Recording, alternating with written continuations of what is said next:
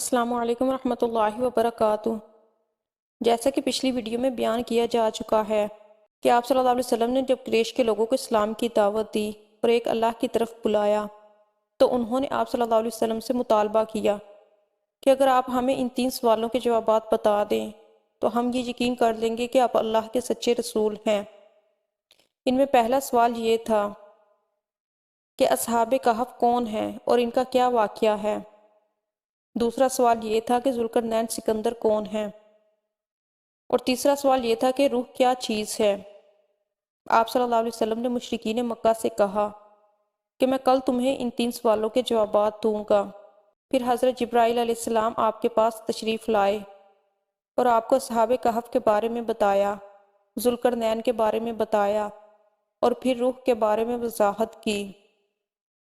اصحاب کہف کی تفسیر ابن کثیر کے مطابق یوں ہے، وہ چند نوجوان تھے، دین حق کی طرف مائل ہو گئے تھے اور راہ ہدایت پر آ گئے تھے۔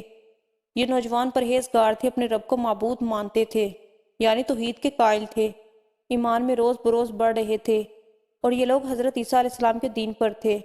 لیکن بعض روایات سے یہ بھی معلوم ہوتا ہے کہ یہ واقعہ حضرت عیسیٰ علیہ السلام سے پہلے کا ہے، اس لیے کہ یہ سوال یہودیوں نے پوچھے تھے، اور اس کا مطلب یہ ہے کہ یہودیوں کی کتابوں میں یہ واقعہ موجود تھا۔ اس سے یہی ثابت ہوتا ہے کہ یہ واقعہ حضرت عیسیٰ علیہ السلام سے پہلے کا ہے۔ قوم نے ان کی مخالفت کی، ان لوگوں نے صبر کیا۔ اس زمانے کے بادشاہ کا نام دقیانوس تھا، وہ مشرک تھا، اس نے سب کو شرک پر لگا رکھا تھا، بہت ہی ظالم تھا، بت پرستی کراتا تھا۔ وہاں سالانہ میلہ لگتا تھا، یہ نوجوان اپنے ماں باپ کے ساتھ اس میلے میں گئے، وہاں انہوں نے بت پرستی ہوتے دیکھی۔ یہ وہاں سے بیزار ہو کر نکل آئے اور سب ایک درخت کے نیچے جمع ہو گئے۔ اس سے پہلے یہ لوگ الگ الگ تھے، ایک دوسرے کو نہیں جانتے تھے۔ آپس میں بات چیت شروع ہوئی تو معلوم ہوا یہ سب بت پرستی سے بیزار ہو کر میلے سے چلے آئے ہیں۔ اب یہ آپس میں گھل مل گئے، انہوں نے اللہ تعالیٰ کی عبادت کے لیے ایک جگہ مقرر کر لی۔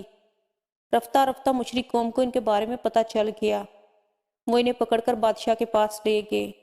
بادشاہ نے ان سے سوالات کیے تو انہوں نے نہایت دلیری سے شرک سے بری ہونے کا اعلان کیا۔ بادشاہ اور درباریوں کو بھی توحید کی دعوت دی، انہوں نے صاف کہہ دیا، ہمارا رب وہی ہے جو آسمان اور زمین کا خالق ہے، اور یہ ناممکن ہے کہ ہم اس کے سوا کسی اور کی عبادت کریں۔ ان کی اس صاف گوئی پر بادشاہ بگڑا، اس نے انہیں ڈرایا دھمکایا اور کہا کہ اگر یہ باز نہ آئے تو میں انہیں سخت سزا دوں گا۔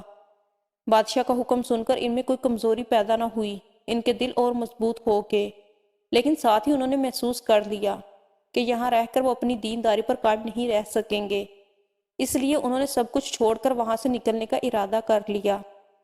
جب یہ لوگ اپنے دین کو بچانے کے لیے قربانی دینے پر تیار ہو گئے تو ان پر اللہ تعالیٰ کی رحمت نازل ہوئی، ان سے فرما دیا گیا، جاؤ تم کسی غار میں پناہ حاصل کرو، تم پر تمہارے رب کی رحمت ہوگی اور وہ تمہارے کام میں آسانی اور راحت مہیا کر دے گا۔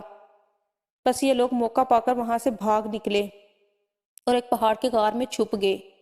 قوم نے انہیں ہر طرف تلاش کیا لیکن وہ نہ ملے۔ اللہ تعالیٰ نے انہیں ان کے دیکھنے سے عاجز کر دیا۔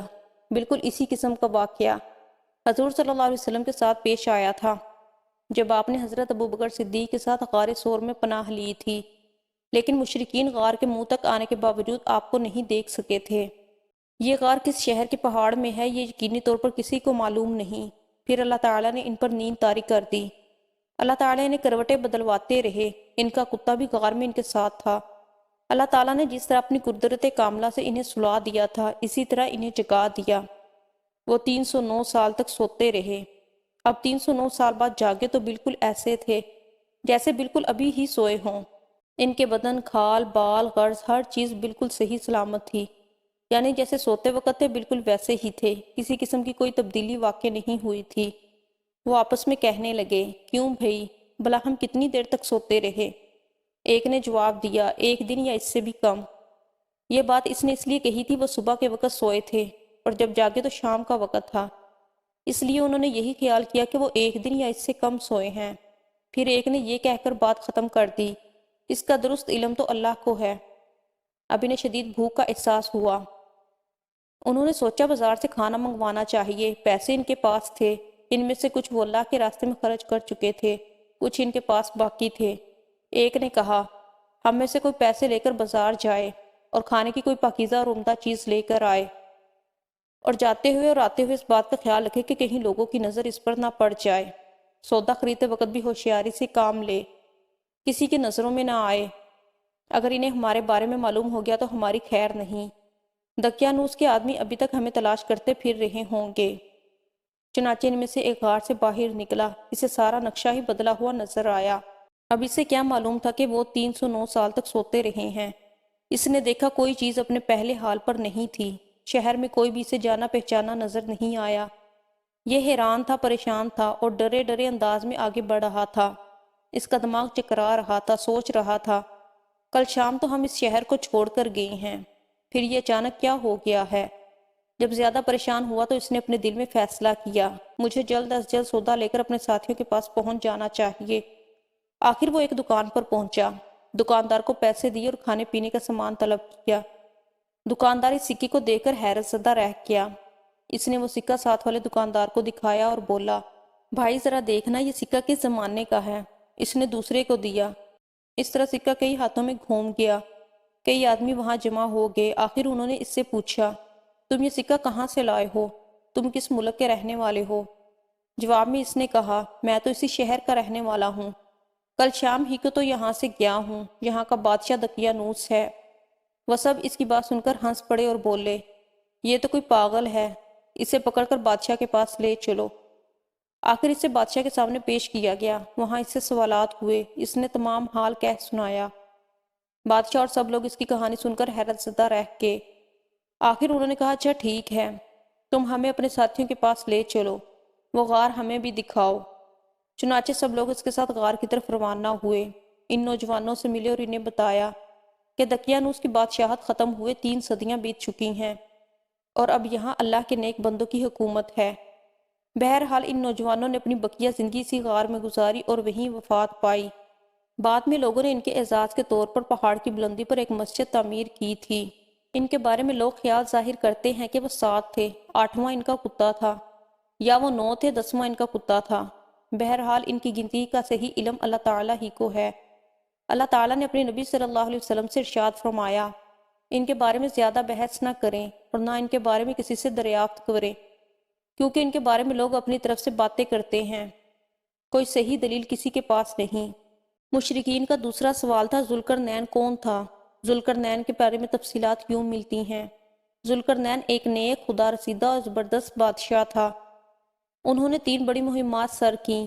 پہلی مہم میں وہ اس مقام تک پہنچے جہاں سورج غروب ہوتا ہے۔ یہاں انہیں ایک ایسی قوم ملی جس کے بارے میں اللہ تعالیٰ نے انہیں اختیار دیا کہ چاہیں تو اس قوم کو سزا دیں، چاہیں تو ان کے ساتھ نیک سلوک کریں۔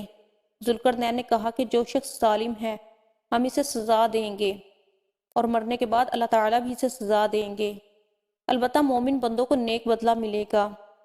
دوسری مہم میں وہ اس مقام تک پہنچے جہاں سے سورج طلوع ہوتا ہے۔ وہاں انہیں ایسے لوگ ملے جن کے مکانات کی کوئی چھت وغیرہ نہیں تھی۔ تیسری مہم میں وہ 2 گھاٹیوں کے درمیان پہنچے۔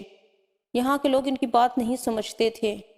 انہوں نے اشاروں میں یا ترجمان کے ذریعے یاجوج ماجوج کی تباہ کاریوں کا شکوہ کرتے ہوئے ان سے درخواست کی کہ وہ ان کے اور یاجوج ماجوج کے درمیان بند بنا دیں۔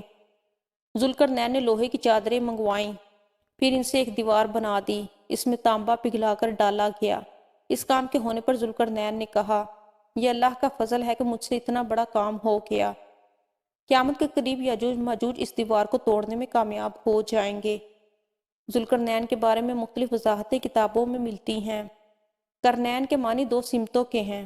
ذوالقرنین دنیا کے 2 کناروں تک پہنچے تھے، اس لیے انہیں ذوالقرنین کہا گیا۔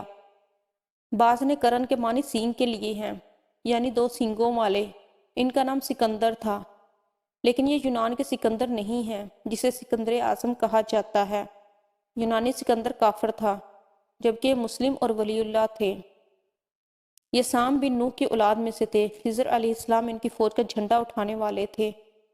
تیسرے سوال یعنی روح کے بارے میں اللہ تعالیٰ نے ارشاد فرمایا، یہ لوگ آپ سے روح کے بارے میں پوچھتے ہیں، آپ فرما دیجئے کہ روح میرے رب کے حکم سے قائم ہے، یعنی روح کی حقیقت اسی کے علم میں ہے، اس کے سوا اس کے بارے میں کوئی نہیں جانتا۔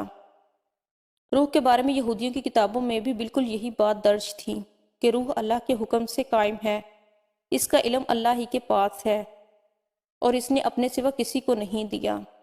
یہودیوں نے مشرکوں سے پہلے ہی کہہ دیا تھا، اگر انہوں نے روح کے متعلق کچھ بتایا تو سمجھ لینا وہ نبی نہیں ہے، اگر صرف یہ کہا کہ روح اللہ کے حکم سے قائم ہے تو سمجھ لینا کہ وہ سچے نبی ہیں۔ آپ نے بالکل یہی جواب ارشاد فرمایا۔